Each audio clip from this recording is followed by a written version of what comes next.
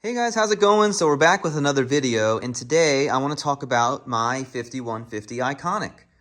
This is the 15 watt version with the 10-inch speaker. And I actually gigged this amp exclusively for quite a while, and I never did a video about it. So I figured I would give it its time in the limelight here, and we'll do a video about it. So let's go ahead and look at the top panel. All right, so this is a 15 watt amp. Purportedly it is valve, but it isn't quite, and we'll get to that in a minute. But here you go on the top. You have two channels, channel 1 and channel 2. You have an overdrive switch for channel 1. So with this switch out, it's just a clean tube amp. When you press it in, it adds a little bit of drive. It kind of overloads the preamp is the best way I can describe it. Further than just turning this is really pre-gain, further than just turning that up. On channel 2, you have burn. It's the same thing. It just kind of boosts the preamp. You have your EQ, 3-band. You have master volume for each channel, which is really cool. I like having pre and post. That's kind of a PV way of doing things in my mind. There's a Bandit right off camera over there. It's the same way. And then you've got reverb, which is terrible. We'll get to that in a minute. Resonance and presence. Resonance adds bass, presence adds treble. It may be subtractive, though, where resonance takes away bass as you turn it down, and presence takes away bass as you turn it down. Now, I mentioned that's something Peavey would do, and the reason I did that is because, well, the original 5150 was made by Peavey. In fact, as I'm sure you know, it is now made by the EVH brand, which is partnered or owned by Fender. And what comes along with that is that these amplifiers are not made in the United States. If you look right here, product of Fender Musical Instrument Corporation, Corona, California, made in Indonesia. Oh no. Well, they had to make these affordable somehow, didn't they? I think this was $649 when it came out. It may have been more than that, but I think it was $649. So over here you've got, I hate when they do this. So this is the internal speaker, okay? And it's got this janky little, look at this crap. What the hell is this? If I rigged something myself, quick and easy, I wouldn't even do it this way. This is awful right here. And you barely have enough room. So when this is plugged in, it's just cheap. I hate this design. It's so stupid. All amps that do this are stupid in my opinion. So you have a load impedance selector switch here, right? So the speaker that's built into it is 4 ohm. So you plug this in, boom. Now it's just a normal combo amp. If you want to plug another cab into it, you can, but you got to move this to 8, for example, if you've got two 4-ohm cabinets. The cab I'm going to be using is right there. It's an 8-ohm cab, so I have to unplug this, move the switch to 8-ohm, and plug it in. Why couldn't they just have a switch that, why couldn't you have 2 of these? I understand, like, yeah, you can have stereo or something, or 2 speaker cabs, right? Why couldn't they have had these, and why couldn't it disable, like, when would you ever want to have, like, this and the internal speaker at the same time? It's stupid. It doesn't make sense. If they're going to do this, at least give me a better cable. Make it a little longer. I hate this design. It's awful. Sorry. Get off my soapbox here. There's the foot switch, which is comes with a 1-button foot switch, which is just changes channel 1 to channel 2. You have a headphone jack, which is cool. You don't usually get that with tube amps anymore, but this one has emulated speaker. So speaker sim, cab sim. Audio in, which again, that's also not on very many amps nowadays. So you can plug like an iPod or something in, if you guys know what an iPod is. Most of my audience is a little older, so you know what iPods are. And then here you have an effects loop, which you kind of expect that at this point. Over here, you've got a power level switch, which I love this. This is a great feature. So you can have it on full power, which is 15 watt, or you can have it down on a quarter power, which is like 4 watts. It's like 3.5 watts or something like that. So the idea is it attenuates it so you can turn it up louder without the volume, and you can have the tube breakup without the volume. And your power and standby switch, which are really cheap plastic switches. This is not like you get on a normal 5150 more robust switch. It feels okay, but I don't know. And a removable power cord, which I like. I really like that. Some amps don't do that, like this one right here. Why do you do that? Oh, it's a Line 6 Spider. Huh. So anyway, let's get down to the internals. You can kind of see in there one of the reasons that this amp I have many criticisms of this amp, okay? I gigged it for a long time. I needed a brand new tube amp, and this was the one I wanted to buy. But do you see that PCB in there? So yes, amps are going to have PCBs. If you look down in here, you can't really see it in there or in there. But of course, amps are going to have PCBs, right? They stupidly, just like everybody else, including this Marshall right here, they mounted the tubes directly to the PCB. Why? Why are you doing that? That's terrible design. You introduce heat with a tube, and you have it mounted on plastic or silicone. It's going to melt. Awful. So we have to talk about something, though, because I think that these amps are not being marketed honestly. I really don't. And I didn't know this until after I bought it. So the green channel, to my understanding, is your normal preamp tubes and power amp tubes. It's just it's a tube amp, like you'd expect. Green channel, channel 1. The red channel, though, from my understanding, is complete bullshit, okay? Now, someone told me this on Reddit. I didn't believe them. I did some investigating and looked at some teardowns, and I believe they are correct. What the red channel does is it uses a 5150 overdrive pedal built into the inside of this amp chassis as the preamp for the red channel. I'm not kidding. I am not kidding. So green channel, it's all tube. You know, you can turn this pre-gain up all the way, turn on overdrive and crank the volume, and you can get some pretty good natural overdrive that way. And it sounds pretty good. But you want that 5150 iconic, no pun intended, sound that these amps can give you. So you put it on the red channel. Nope. It's not real, man. It's not real. You might as well. It's basically like if you put a 5150 overdrive pedal in front of any other amp. I'm not kidding. It's the innards of a 5150 overdrive pedal on the red channel, which is so disappointing. Because if you're buying this amp, you're buying it so that you have a tube 5150, and they market this amp as being that solution. But you would be better off buying a PV Bandit and getting a 5150 overdrive pedal and throwing it in front. And then there you go. You're going to have something that sounds pretty much the same. Yes, the power amp tubes are tubes still, right? You don't have solid state transistors. Solid state power section in this amp like you would if you did what I said with the Bandit. But that seems like false advertising to me and misleading advertising. I will say that when I gigged this amp, I never used the red channel once. Never. I used the green channel with natural breakup, and I turned my guitar volume down to get clean and used it as a one-channel amp. I never used channel 2 because it sounds artificial. It doesn't sound very good to me. If you like doom metal or like really heavy music, maybe you won't notice, but I didn't like it. It didn't sound very good to me. And the reverb is unbelievably bad. Like, a $10 Amazon reverb pedal sounds better than this because guess what? It's digital reverb, and it's not even good digital reverb. So, you're paying almost $1,000 for this. It's got, what does it say right there? What does it say right there? That's why you bought it, and they knew that, and they got away with it.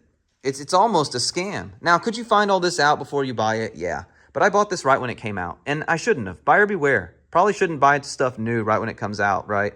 But you get terrible, unusable reverb. We'll demo it in a minute, and you'll hear it for yourself. You have a red channel that can sound good, but it sounds just like you'd expect a 5150 overdrive pedal to sound. The only redeeming factor this amp has is that the green channel sounds really, really good. Really, really good. So I'm going to show you the EQ settings now before we do the sound test. So as Ed intended, I've got low, mid, and high turned up all the way. Presence is turned down all the way. Resonance is turned up all the way. He ran his that way, and I'm not doing it just because he ran it that way. I'm doing it because it sounds best that way. So yeah, we're going to start it on the quarter attenuation setting. We're going to go through channel 1 and channel 2. We're going to check out this overdrive and gain switches. Overdrive and burn switches. And then we're going to test with the reverb, and then we'll switch it to full power, see if it sounds different. And you get to hear how awful the built-in speaker is. Then we'll plug it into the Marshall cab and see if it sounds any different. So let's go. Okay, so we're all ready to go here. We've got the 5150 Iconic all set up. It's on the green channel. The overdrive switch is out, so it should just be clean. One of the major problems with this amp is that you can't set the volume with the overdrive pedal off, so it's really quiet.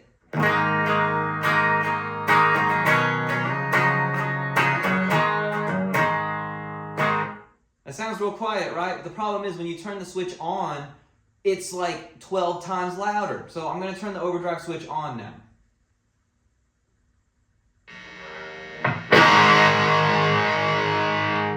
See what I mean? So here it is. This is where it really comes alive. This is at the quarter watt setting. Volume is up about, quarter power setting. The volume is at about half.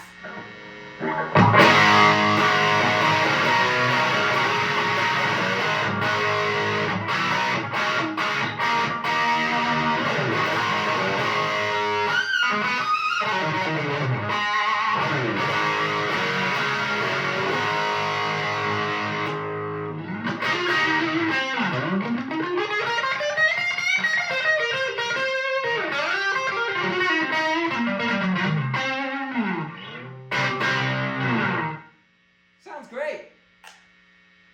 Now we're going to talk about that reverb. Oh, it's bad. So here we go.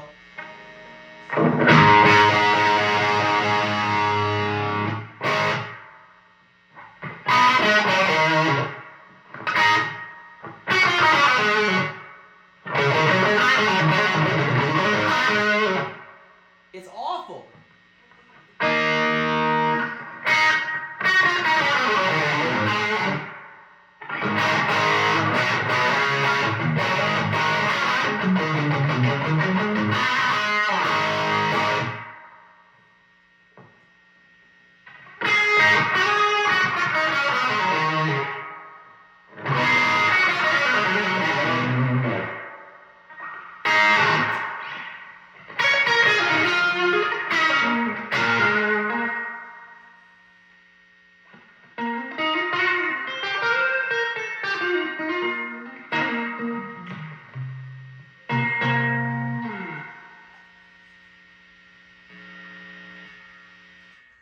There's not really anywhere where that's usable. It's awful. All the way from like 1, there's nowhere where that sounds good. Let's make it a challenge. Let's make it sound good.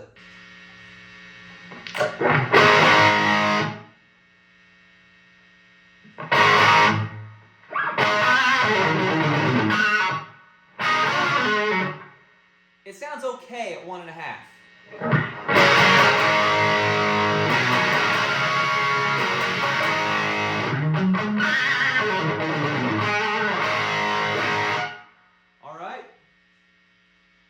Let's use a Holy Grail reverb and an Echoplex instead. See how much better it sounds.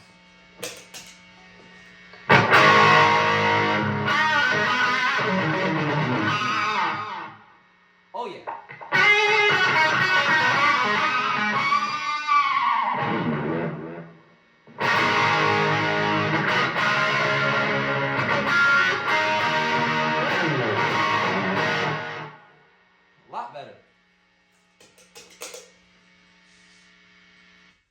Okay, so now I guess we should go to the red channel. Let's go to the red channel. The burn switch is off.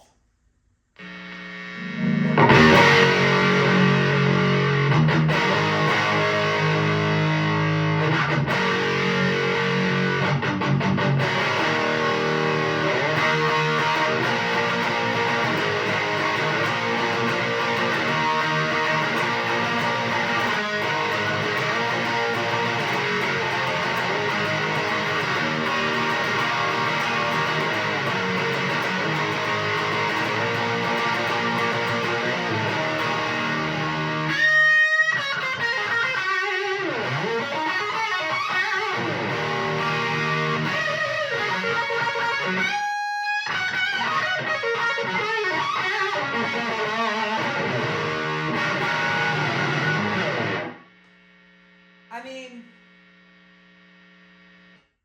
it's nothing to write home about, honestly. It just sounds like a 5150 overdrive pedal. Like, I could go buy one of those used for like 90 bucks. Like, why am I going to spend $800 on this little amp for that? So let's turn on the burn switch.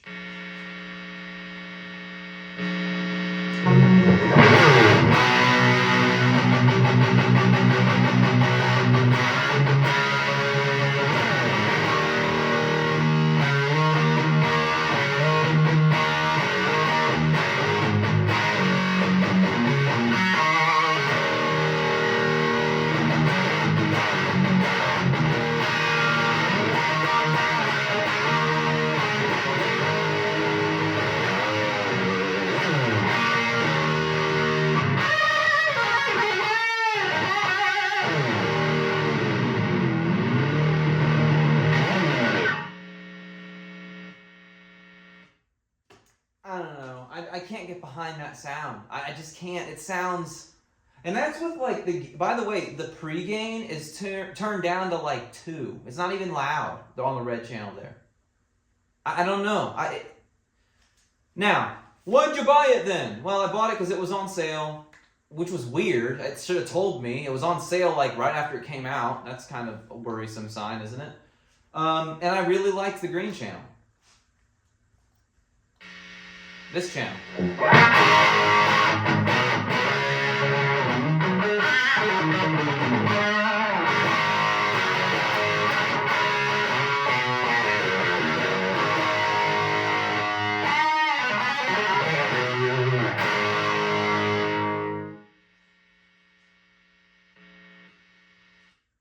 So, I don't know.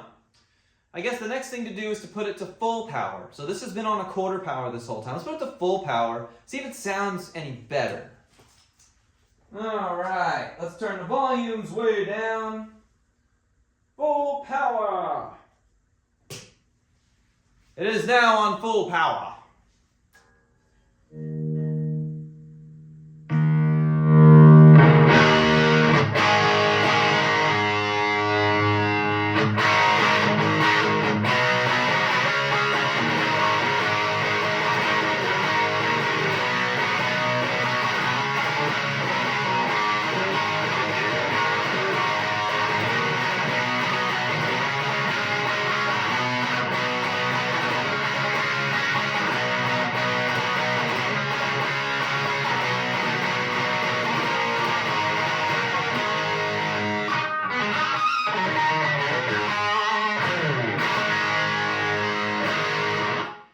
Anytime you can get a sound that good with no pedals, that is why I bought it, right there. That sounds amazing to me.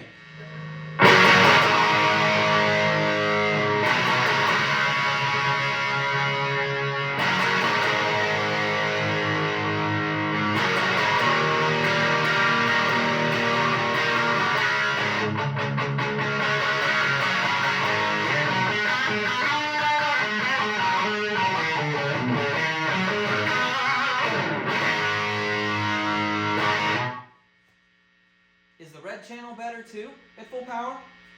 Let's see. Here we go.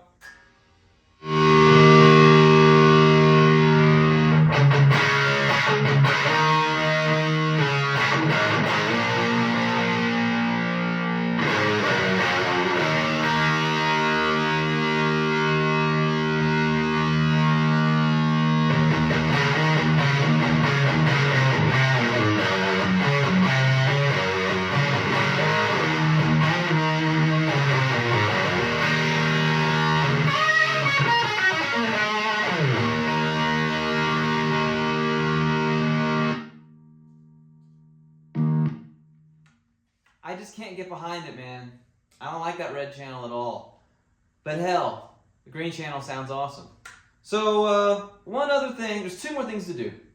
By the way, this has all been out of this 10-inch speaker this whole time. I don't like the way it sounds. I think it sounds bad. That's just me. Now, the tone is good, but I can tell it's kind of being held back a little bit. Don't you think?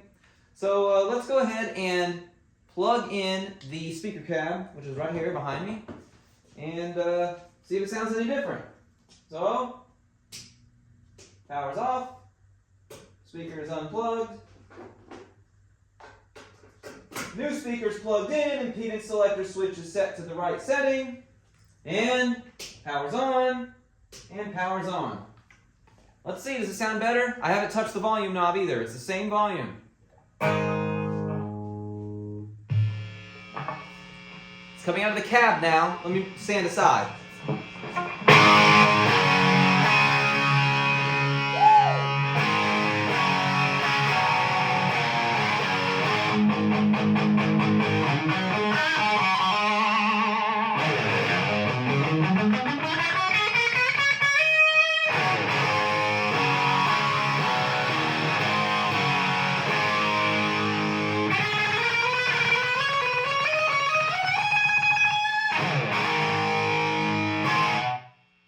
Sounds amazing! So much better than a 10-inch speaker. Already. Wow. I'll put on the red channel. Oh boy.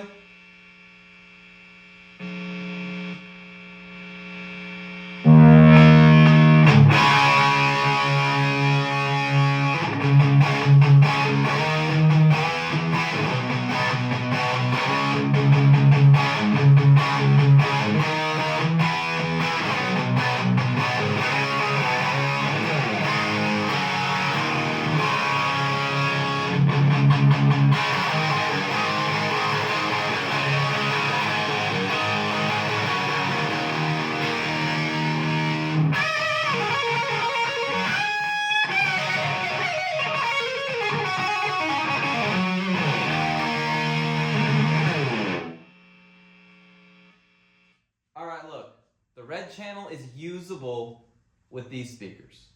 You know why? There's a lot of low end, and you don't get the low end out of the 10-inch speaker. So, I don't know, one last thing to do. Put it back on the green channel. This is green clean, no overdrive. We've already established that the reverb is awful. But what if we use this green? Just use it as a one-channel amp. No pre-gain boost or anything from the amp. Let's use our board only, okay? So I'm going to use a DS1 first. And it doesn't boost it enough, does it? Let's boost it with that SD1. Still too quiet. That experiment failed. Let's push it with the built-in pre-gain boost. Now let's boost it with the DS1. So we're going to try it with nothing first. All right.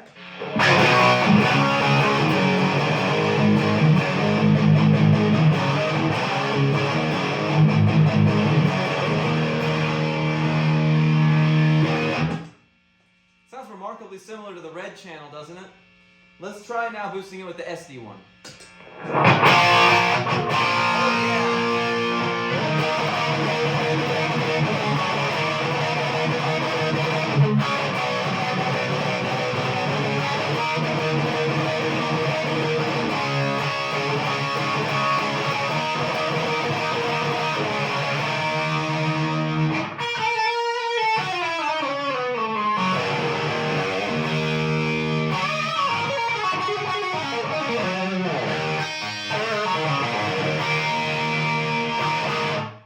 Messed up there, but whatever.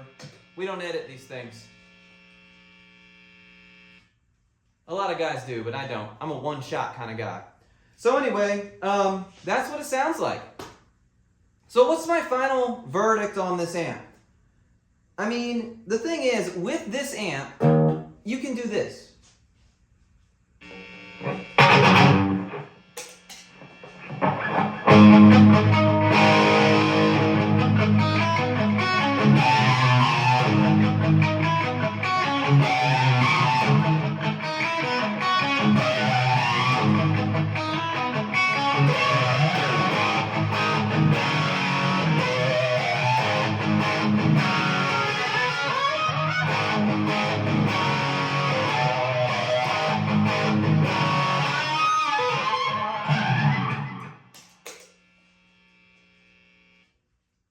And that right there is something a lot of amps can't really do.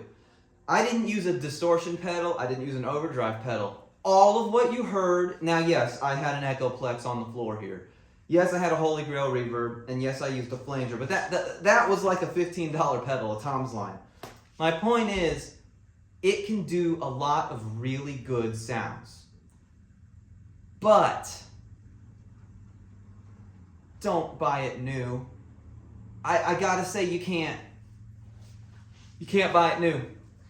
Because these amps, what do you get? You get a green channel, the clean is too quiet to use. Yes, you can crank the volume, but then you can't really use the overdrive at all. So why are you buying a 5150 if you can't use the preamp boost, right? So you're buying it for the green channel with the preamp boost.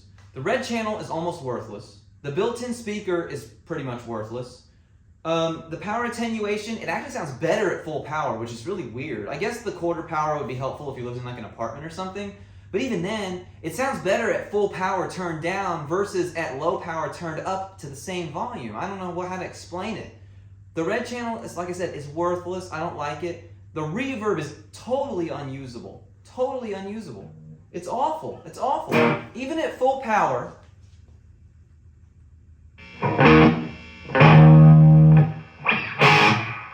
It's awful.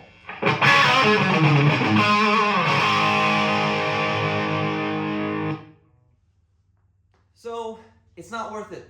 Now you can buy these 5150 combos, the iconic 15 watt 10-inch speaker version. You can buy them on Guitar Center used for around $350 to $400-ish, I think is what they're going for used. And I gotta tell you not to do it. I can't speak for the 40 watt version. It might be better, I don't know. But if you're in the market for this, don't buy it. And oh my God, if you were gonna buy it new, forget it. Totally forget it. You know what you should do instead? You can buy a PV 212 5150, one of the original ones, block letter ones, used for about $600 to $800, which is about what these cost new. Even if you got this on sale for $599, you could actually have a PV 212 that sounds 100 million times better than this, that has usable channels all the way across the board and is actually valved pretty much all the way through for just a little bit more money. And even used for $300 to $400, I can't recommend it, guys. I just can't. You're better off buying a 6505 if you can find one than this thing. Now, that green channel is what I fell in love with. I needed to buy a brand new tube amp because I was gigging every weekend, and all the tube amps that I had tried to use were blowing up left and right because I was buying used amps. I needed to buy a new one. I went in there with the intention of buying like a Blues Junior or something, and this was on sale, so I bought this one. I'm a sucker for Ed. I think he's the greatest guitar player of all time. I always wanted a 5150, and I kind of have one, but I kind of don't. Don't fall into the same trap as I did. Yes, there's great sounds you can get out of it, just like you can get great sounds out of something like this, Line 6, Spider, or this Marshall Origin 50. I basically got a motley crew of amps here that people have issues with all of them. I'd say the best of the bunch, because we've done 3 amp reviews in a row. We've done all 3 of these. The best of these 3 is probably the Marshall, I gotta say. And the Marshall costs, what do you know, $300 to $400 used. So that's the one I'd go with. Stay away from this 5150. You're better off buying a cheaper amp with a 5150 overdrive pedal. It'll get you a lot closer to that sound that you're looking for, I think. It'll sound a lot better, and it'll be cheaper. So there you go. Thank you very much for watching. I appreciate all of you. Please like and subscribe. Please join the Discord if you haven't already. The link is in the description below. So thanks again. I really appreciate all of you. I'll see you next time. Keep on rocking.